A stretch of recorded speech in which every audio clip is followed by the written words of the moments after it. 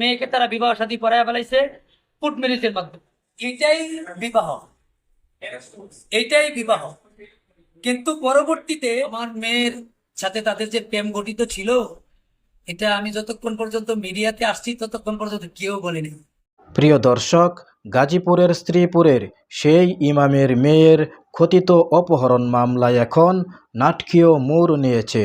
গত 2 দিন ধরে আমরা যে ঘটনাকে অস্ত্রের মুখে অপহরণ বলে জানতাম, তার আড়ালে বেরিয়ে এসেছে এক চাঞ্চল্যকর এবং ভিন্ন তথ্য। সোশ্যাল মিডিয়ায় এখন তোলপাড়। এটি কি আসলেই বখাটেদের তাণ্ডব ছিল, নাকি এর পেছনে লুকিয়ে আছে মহারণা নিয়ে দর কষাকষি আর প্রেমের বিয়ের গল্প? প্রিয় দর্শক, আর একদিকে মেয়ের বাবা বলছেন পিস্তল ঠেকিয়ে মেয়ে ছিনতাই, আর অন্যদিকে পুলিশ বলছে এটি প্রেমের বিয়ে। এমনকি গুঞ্জন উঠেছে ঘটনার আগে নাকি তারা কোর্ট ম্যারেজও করেছিল। আসলে সত্য কোনটা? ইমাম সাহেব কি তবে জাতির সামনে মিথ্যা তথ্য দিয়ে সিম্প্যাথি নেওয়ার চেষ্টা করছেন? আজ এই ঘটনার ভিতরের সব খবর আপনাদের সামনে তুলে ধরব। বিস্তারিত জানতে ভিডিও শেষ পর্যন্ত আমার সাথেই থাকুন। প্রিয় দর্শক, এবার আসুন আমরা সত্য মিথ্যা যাচাই করার আগে মেয়ের বাবার আলোচিত আরও একটি নতুন বক্তব্য সরাসরি শুনে নেওয়া যাক। পয়লা বৈশাখের 3 তারিখ উঠে নিয়ে গেছিল সকালবেলা।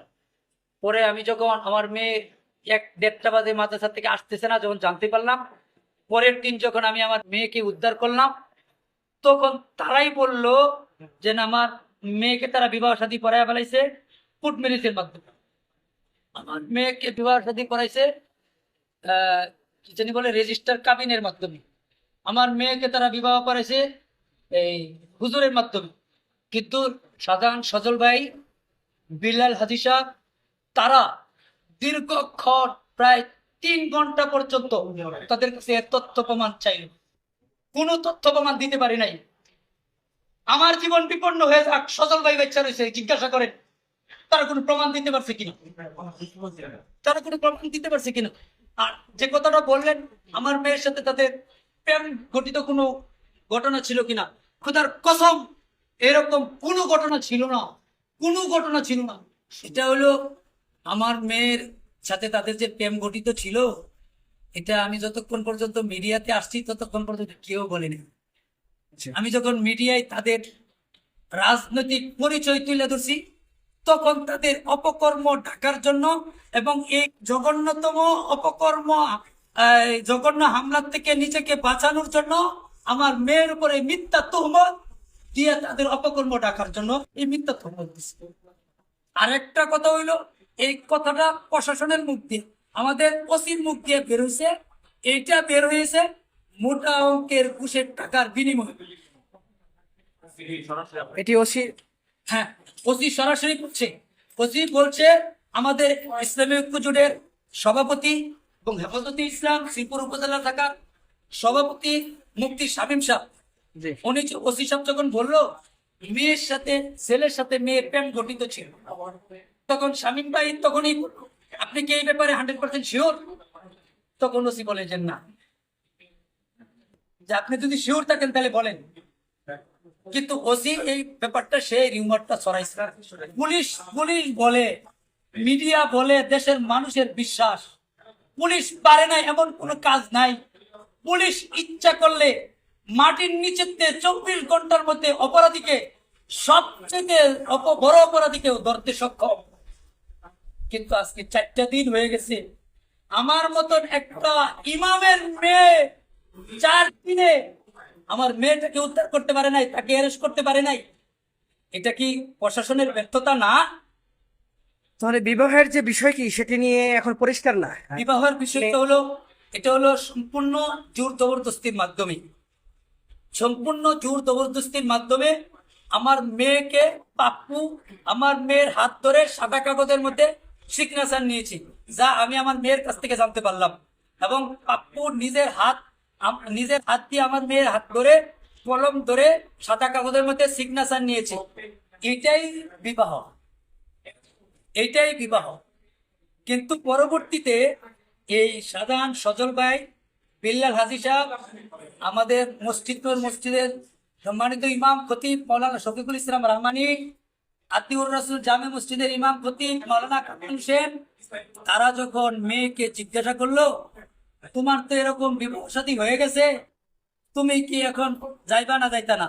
বলে যে না, আমার বিবাহ শাদী হয় নাই, আমার সম্পর্ক আমার কাছে জোর জবরদস্তি করে করছি, আমি নিজে কইতে পারি না, আমার কি করছে আমি তো নিজেও কইতে পারি না, আমি কোনো অবস্থাতেই যাব না। এটা আমার মেয়ে ওই যারা আপুস করবার জন্য বসছিল তাদের কাছে স্টেটমেন্ট দিয়ে দিছে। আপনারা মিডিয়ার লোকজন তাদের কাছ থেকে তথ্য সংগ্রহ করেন, জিজ্ঞাসা করেন মেয়ের কাছ থেকে কি স্টেটমেন্ট নিয়েছিল। একটা মেয়ের বিবাহ শাদী হয়েছে যে 75 তারা চালাইতেছে, তারা কোনো প্রমাণাদি দিতে পারে নাই। এটাও বলছে যে কাগজের মধ্যে টিপ নিয়েছে ওই কাগজটা দেখাও, যে কাগজের মধ্যে সিগনেচার নিয়েছে এই কাগজটা দেখাও। আমার ধারণা এখন ওই পয়লা বৈশাখের দিন এই কাজ তারা করতে পারে নাই, এই জন্যই তারা এই জঘন্য হামলা করে আমার মেয়েকে এখান থেকে নিয়ে গেছে। নিয়ে এটা এখন হইতো কোর্ট ম্যারেজ বলেন, বিবাহ সাথী বলেন, যত কিছু করার সব করছে, এখন। আপনারা ইমাম সাহেবের বক্তব্য শুনলেন, কিন্তু দর্শক, এখানে একটি বড় খটকা আছে। আজ 18 এপ্রিল একাধিক জাতীয় গণমাধ্যমে পুলিশের বরাত দিয়ে যে তথ্য এসেছে তা শুনে আপনি অবাক হবেন। শ্রীপুর থানার ওসি নাসির আহমেদ স্পষ্ট জানিয়েছেন, সামাজিক যোগাযোগ মাধ্যমে দেওয়া অভিযোগের কোনো সত্যতা তারা পাননি। পুলিশের দাবি এটি মূলত প্রেমের বিয়ে ছিল। এমনকি ঘটনার আগের দিনেও ছেলে মেয়ে পালিয়ে গিয়েছিল। পরে দুই পরিবার বসে সমাধানের চেষ্টা করে। তাহলে দর্শক শ্রোতা, এখানে আসল পেঁচটা কোথায় জানেন? অভিযোগ উঠেছে সালিশি বৈঠকে মহারানা কাবিনের টাকা নিয়ে বনিবনা না হওয়ায় ইমাম সাহেব মেয়েটিকে ঘরে তালাবদ্ধ করে রাখেন এবং জোর করে স্বীকারোক্তি আদায়ের চেষ্টা করেন যে তাকে অপহরণ করা হয়েছে। ছেলের পক্ষের দাবি, যেহেতু তারা বিয়ে করেছে তাই মেয়েকে আটকে রাখা বেআইনি। আর এই তালা ভাঙ্গার ঘটনাকেই ইমাম সাহেব অস্ত্রের মুখে অপহরণ বলে চালিয়ে দিয়েছেন। এমনকি শাহজাহান সজল নামে একজন সালিশদার জানিয়েছেন, যেহেতু তারা আগে একবার পালিয়েছিল তাই তাদের মধ্যে সম্পর্ক থাকাটাই স্বাভাবিক। পুলিশ আজ শনিবার ওই তরুণীকে উদ্ধার করেছে এবং আদালতে পাঠাচ্ছে। এখন আদালতই সিদ্ধান্ত নেবে আসলে সেখানে কি ঘটেছিল। দর্শক, যদি সত্যিই তারা বিবাহিত হয় এবং বিয়ের বিষয়টি গোপন করে ইমাম সাহেব অপহরণ নাটক সাজিয়ে থাকেন, তবে এটি অত্যন্ত নিন্দনীয়। কারণ এমন মিথ্যাচারের ফলে সমাজের আসল মজলুম ও ভুক্তভোগীরা ভবিষ্যতে আর কারো সাহায্য বা সিম্পেথি পাবে না। তো প্রিয় দর্শক, আপনারা কি মনে করেন? এটি কি আসলেই বখাটে আবিদের হামলা ছিল, নাকি মেয়ের বাবার সাজানো অপহরণ নাটক? পুলিশের তথ্য নাকি মেয়ের বাবার দাবি? কোনটি আপনার কাছে বিশ্বাসযোগ্য মনে হচ্ছে? কমেন্টে আপনার মূল্যবান মতামত অবশ্যই লিখে জানিয়ে দিন। সত্য চিরকাল চাপা থাকে না, ইনশাআল্লাহ আদালতের মাধ্যমে সব পরিষ্কার হয়ে যাবে। পরবর্তী আপডেট পেতে আমাদের চ্যানেলটি সাবস্ক্রাইব করে সাথেই থাকুন। ভিডিওটি ভালো লাগলে শেয়ার করুন, যাতে সবাই আসল ঘটনা জানতে পারে। আজ এই পর্যন্তই। আল্লাহ হাফেজ।